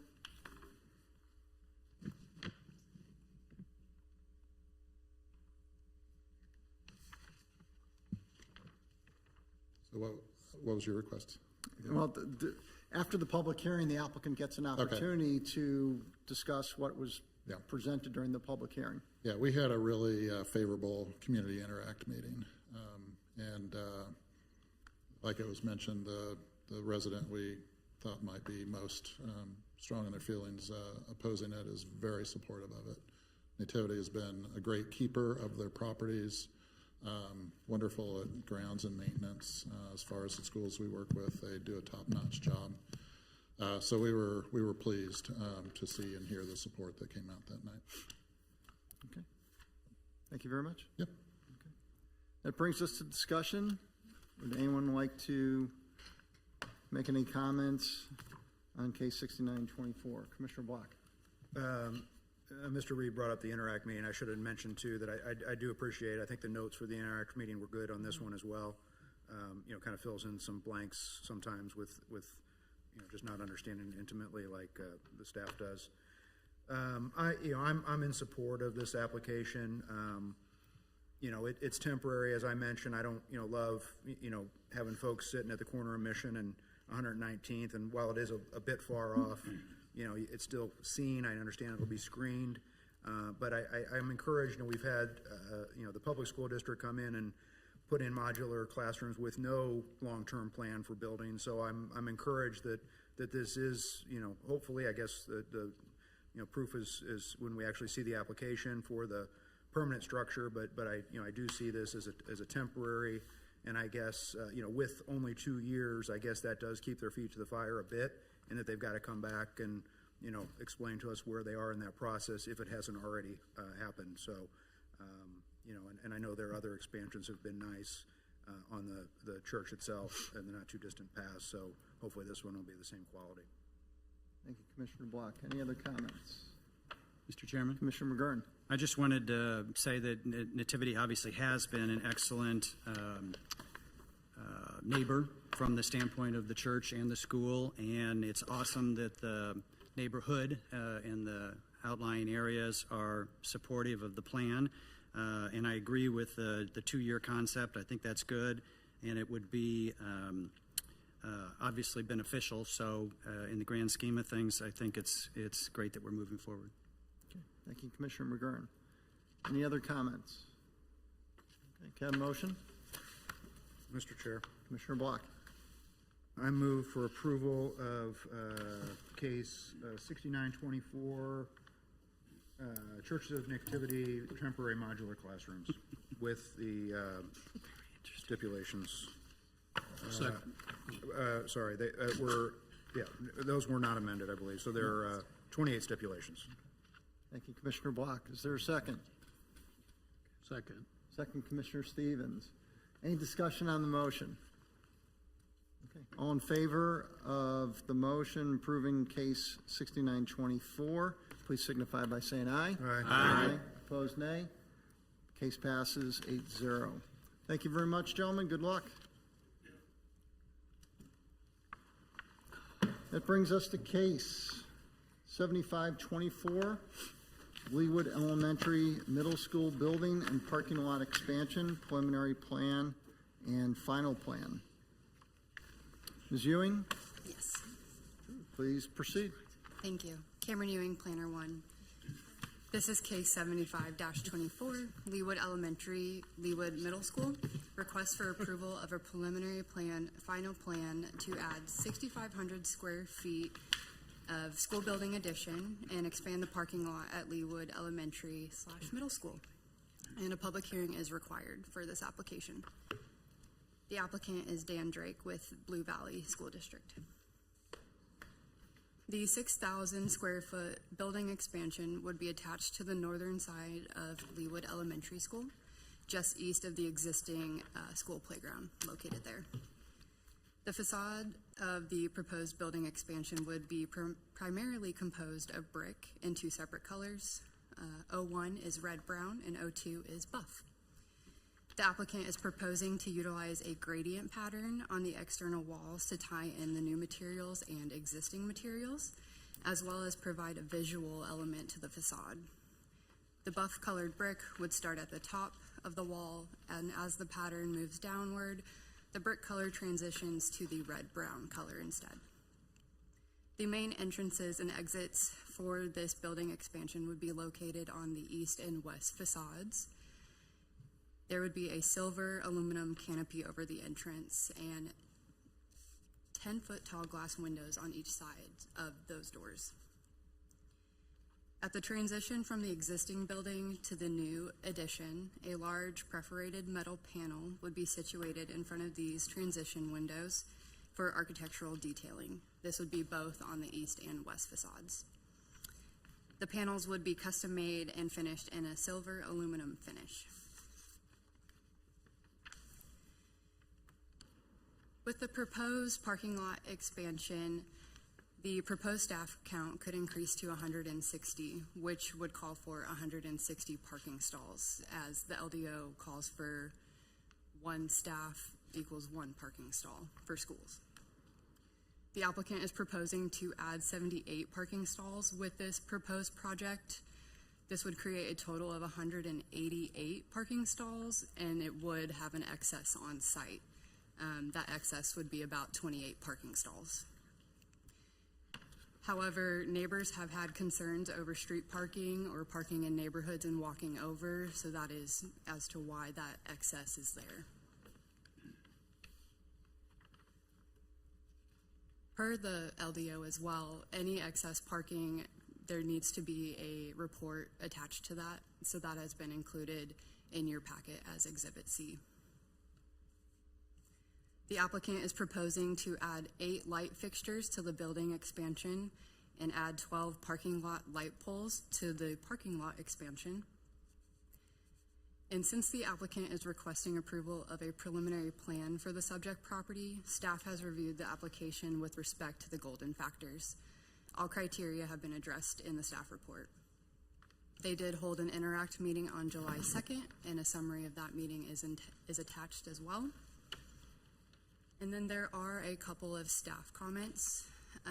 Due to the proposed construction, 21 plants would be removed from site to accommodate that, which would overall account for 135 caliper inches lost on site. There was some miscommunication, and stipulation number 4 will reference that. 135 caliper inches are being removed. However, only 87.5 caliper inches are being proposed to be replaced on site. We have discussed this with the applicant, and we will work with them prior to the governing body meeting to ensure that this requirement is met and it meets the LDO. And then stipulation number 5 is specifically regarding the metal perforated panels located on the east and west facade. There would be 2 panels total. In the plan set, it does call for a design to be located on this in the future. At this moment, that has not been determined as to what the sign will be, so they will have to come back for a sign permit for that. And then staff recommends approval of this application with the stipulations listed in the report, and I would be happy to answer any of them. Okay, thank you, Ms. Ewing. Any questions for staff?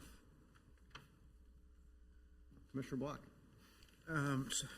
So the parking situation, so what triggered them needing to expand the parking lot? Just, I guess it's just more a curiosity, because when we approved the mobile structures, is it because they weren't permanent, then they didn't have to, because, you know, their staffing, I guess, is what it, you know, their staff doesn't meet the LDO currently. Mm-hmm. So I guess, is that when it became permanent, that's why the parking lot, or they just, you know, coincidentally just want to make it right because it wasn't right? Currently, per the parking memo provided by the applicant, actually the site is underparked. I believe they said they have like 150 staff, but they only have 110 parking. So they're woefully underparked as it is per the Leawood Development Ordinance. The LDO requires a parking requirement of 1 parking space per full-time staff member and teacher. So if they have 150, they're 40 short as it is. And that doesn't account for possible the swelling of parking needed for after-school activities. So the applicant has actually been listening to what the residents are saying in the neighborhood, that there's a lot of concerns that people are parking on the side streets in the neighborhood and then walking over to the school and middle school. So what they're doing is adding the parking, so they're going to now meet the minimum parking for all the students, or sorry, not students, all the staff and teachers on site for both the middle school and the grade school, but also have that excess to prevent people from parking in the neighborhood streets. So they're listening to the neighbors to address those concerns, and staff is supportive of the extra parking. So, you know, the city doesn't audit that, I guess. It becomes a case like this where it's kind of self-reported, or I'm just trying to understand kind of how it all works. That's correct. We have their parking memo that has been done by an engineer. They've gone out, they've counted the parking, they're analyzing it, they're checking the traffic, what the needs are, and that's what that is what they're using as their explanation for the extra parking. We don't actually go out and check it after hours or anything like that. We'll hear about it if they don't have enough parking. We'll start getting complaints. And then one other question, and maybe the applicant has this in their presentation, but I think the only renderings that I remember seeing in the packet were of the new addition, but it didn't really show it.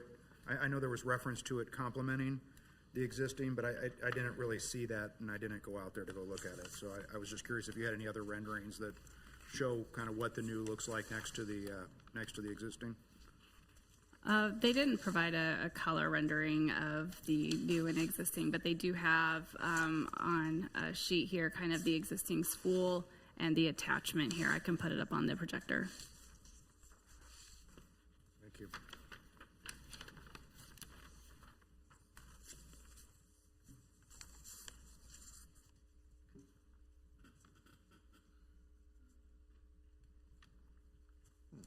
That is the rendering that the applicant has provided to us. And so that would be on the north side of the elementary school.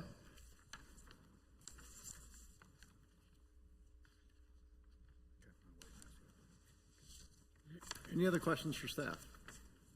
Commissioner Belzer? So I just want to ask for clarification on were you talking about the school building addition or the parking? School building. Okay. Yeah, so I think we've got a color rendering of what the new addition looks like, and there's reference that it complements the existing, but, like this rendering, you can't really tell what that, I just kind of want to see what that looks like. Okay, I just was also going to say, having lived at 121st and High Drive, right next to the middle school for 12 years, I can attest to the neighborhood situation. And I think this is a really interesting. This all encompasses the original parking situation as it is now, with this kick out into High Drive to expand that. I think is a very interesting idea and much needed.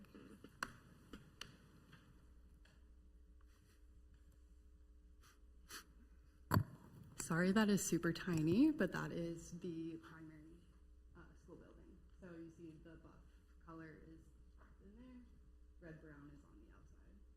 So that's what they're tying into.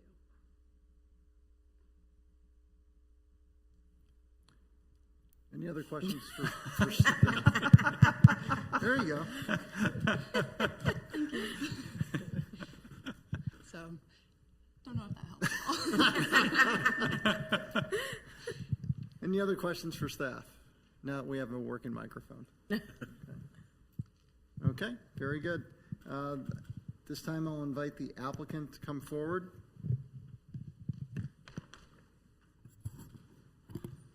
Sir, if you could state your name and your business address for the record, we'd appreciate it. Yeah, Seth Reese with Olson, 7301 West 133rd Street, Overland Park, Kansas. Here representing Blue Valley School District. Dan Drake's also here with Blue Valley, and then Pat Duff with PJV Architects is here as well. And we're here to answer any questions. Staff has been great to work with, good presentation. The only thing I would add is currently there's a mobile unit on the property. This classroom addition is intended to replace that. So once the classroom addition happens, that mobile unit would be taken out. We're here to answer any questions. Any questions for the applicant? Commissioner Block. Do you happen to have any better renderings of existing and what this would look like next to it? I do not.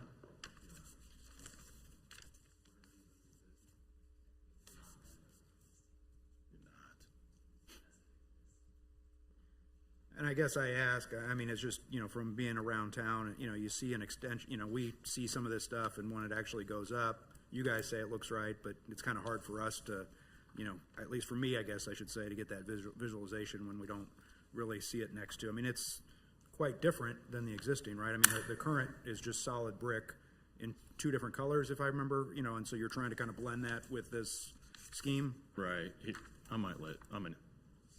I'm not an architect, so I don't think you want Neither to am I. answer this. So let me have Pat come up and.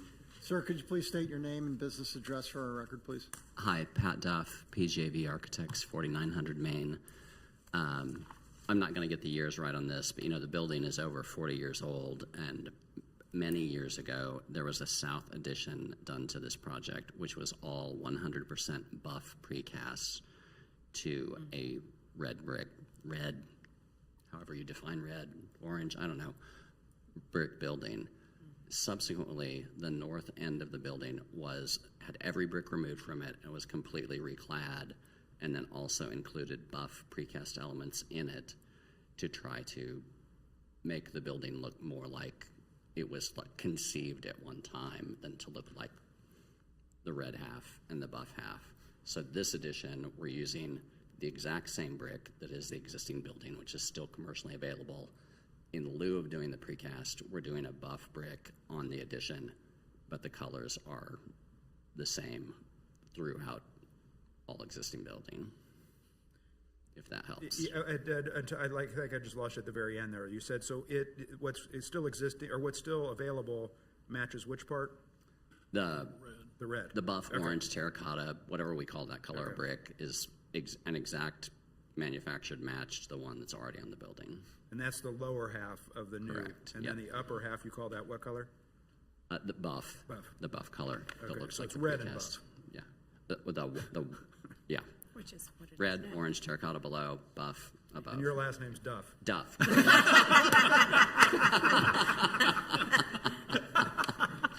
just want to make sure I'm tracking. Classic.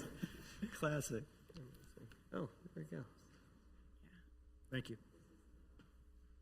And the metal part that's on the top would be, I think in one of those drawings, it was on the upper portion of the building. Is that right? Let's see. That's the parapet and then the screen for the rooftop unit. For the record, Ms. Ewing is bringing the samples up and forecasting them for us.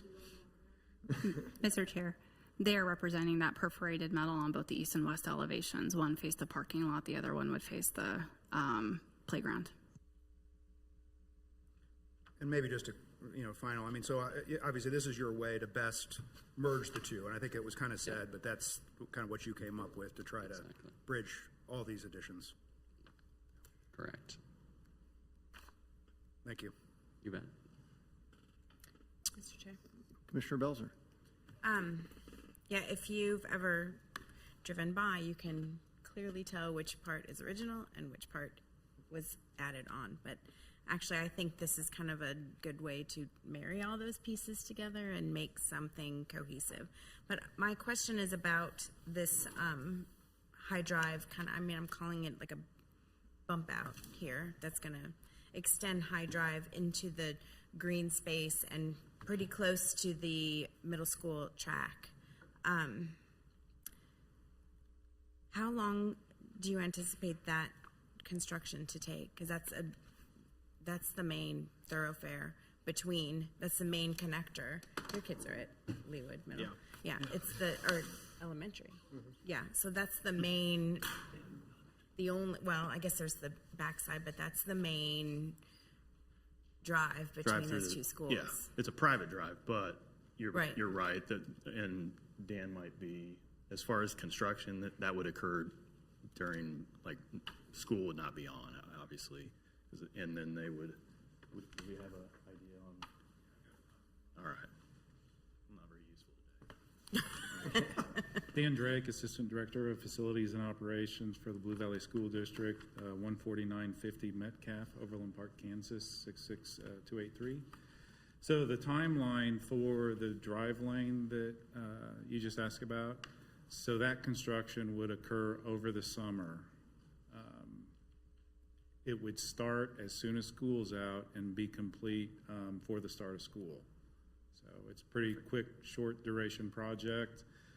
We do a lot of those throughout the district, so we're all kind of used to that schedule, but that's kind of the nature of the work.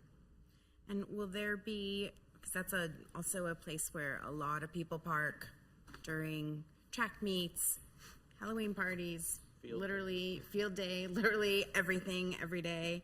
Will there still be that space for people to park along that street? I mean, maybe they're not technically supposed to, but they, So hopefully they're gonna park in the, some of those new, parking stalls that we Right. provide, but yeah, I'm not there, after school hours, but it sounds like you live close and maybe there's people parking on that drive lane. well, yeah, we used to live at, Yeah. right next to the middle school at 121st and High, so I never had to worry about driving and parking, because we just walked. But, yeah, there were, and there still are lots of people who park on 121st and on High, because I still live in the vicinity just a little bit further east, but, or further west, but, yeah, I just want to just kind of get some clarity on if that will still be wide enough an area for people to park along that street. So that drive is 36 foot wide currently. We're going to make it the exact same width. So there's plenty of room to accommodate Okay. if people park on there. Ideally, like Dan said, people are going to park in the new parking lot, but it is wide enough to accommodate Okay, some great. parallel parking. I think this is a really interesting and unique way to deal with a pretty big parking issue and very creative. So I just want to say thank you for thinking of it in such a different way. Commissioner McGurn. I also would like to echo those statements. So Dan, thank you very much. Removing the modular classrooms, building new classrooms that are actually a little more space than what you've had in the modulars is excellent. Putting in more parking to ease the congestion and the frustration associated with neighbors having people park on their streets. All this comes across great. So thank you. Commissioner Block. One more. Where are the modular? I forget where they are, and I don't see them easily on this rendering. I guess the question is, so they won't need to be moved or anything for this. They're out of the way. No, they're out. Yeah, they're out of the way. They're actually just to the east of the building. So the expansion is kind of the very north edge. The modular is just to the southeast of the expansion. There, so here's the new classroom. Yeah, they're like right here. In this area. See this zigzag, it's right here. Okay. This is demolition plan. Yeah. This is the middle school. They used to walk through this door. There it is dashed in. Yeah. Okay. It's funny, we were neighbors. Thank you very much. We moved in 2000. Mr. Chair. Hold on a second. Thank you very much. Commissioner Frenze.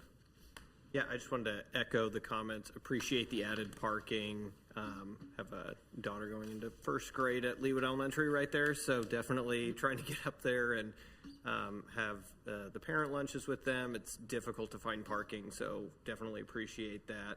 And also appreciate the entrance to the parking being on High Drive. I know right now the High Drive entrance is typically blocked off with a police car, and you have to go around in through the entrance to get into the parking area that exists. So I think this makes a much better traffic flow for that as well. So appreciate it.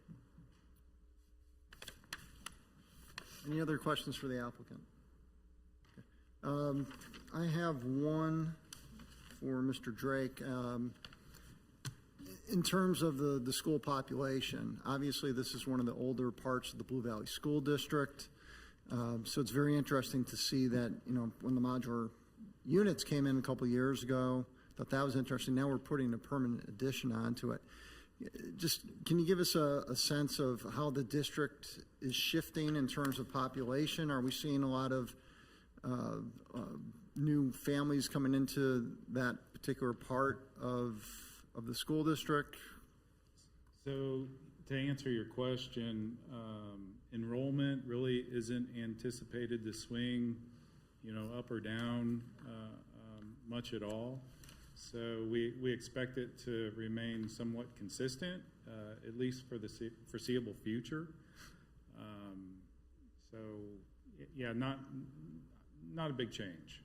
Okay. Do you see? So would that include Leawood Middle School as well? Do you see that constant? I would say, yeah, that's that would also apply to Leawood Middle. My focus has been on the elementary school, but I believe it would also apply to the middle school. Yes. Okay, so we had a couple years ago, we had the initial increase, which the modular classrooms took care of, and now we're just adding on to that, knowing that you think the population is going to be stabilized at that particular level. That's correct. Yeah, Okay. we're not projecting a spike, or on the other end of that, we're not projecting a decrease. So we expect it to be pretty consistent, pretty steady.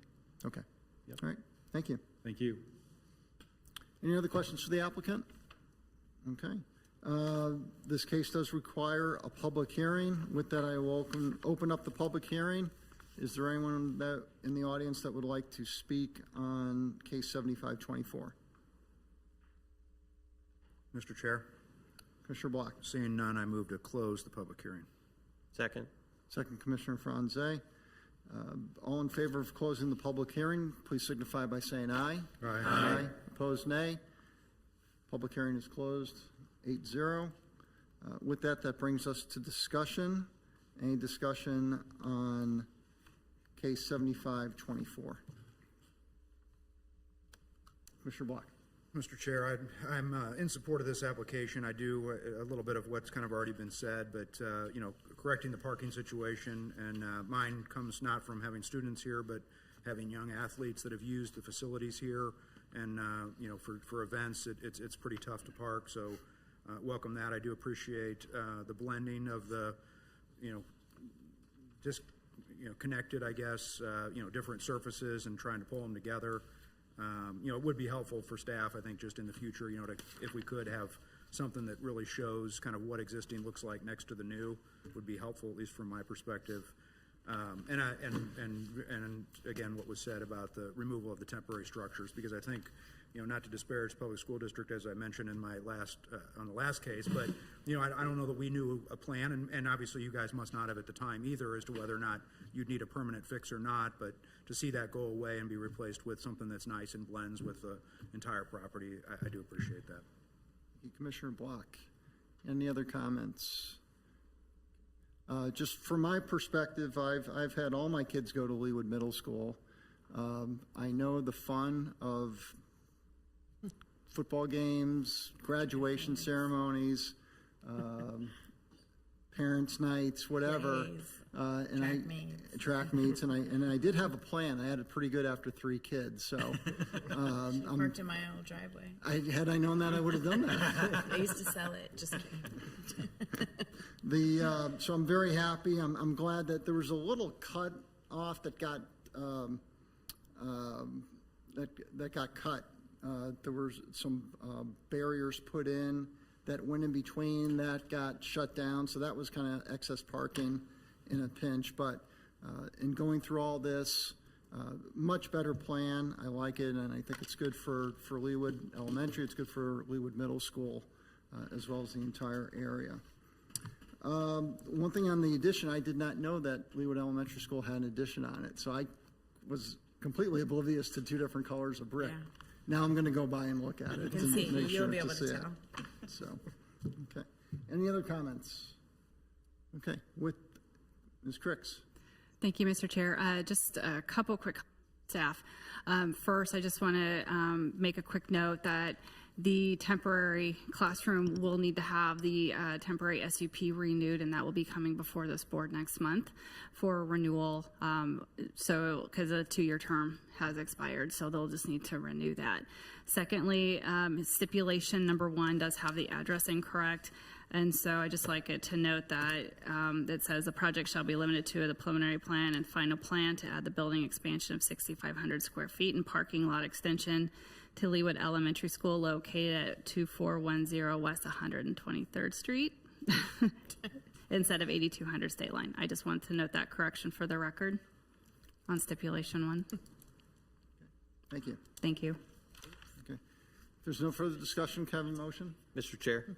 Commissioner Franze.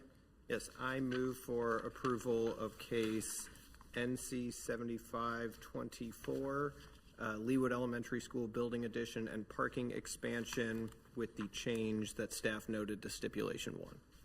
Second. Thank you. Second, Commissioner Belzer. Any discussion on the motion? Okay, all in favor of approving case 7524, please signify by saying aye. Aye. Opposed, nay. Passes 8-0. Thank you very much, gentlemen, for coming out. Appreciate it. With that, Ms. Cricks, do we have a work session on August 13th? Yes, at this time, we are planning a work session at the second Tuesday. I don't have that date in front of me, but August 13th sounds about right. August, I checked it. It is Okay. August 13th. So we have a work session on August 13th. Our regular meeting in August is August 27th. One thing I just wanted to add, I have a book review that I kind of started in our before meeting. Mayor Dunn years ago kept mentioning I should read Ann Morris's Leawood, A Portrait in Time, which was a history book put out at the 50th anniversary of the city. It's a great book on history, and actually anyone that's should be required reading for any new members. It's at the Leawood Library if you want to take a look at it. It's actually pretty fascinating if you're into the history of Leawood. So Would you like to make it a stipulation? I would not. It's not a requirement, and it's pretty much my one book of the year I'm going to read. So with that, any other comments? Okay, we're adjourned. We'll see you at the work session on August 13th. Thank you, everyone, for your time. Thank you.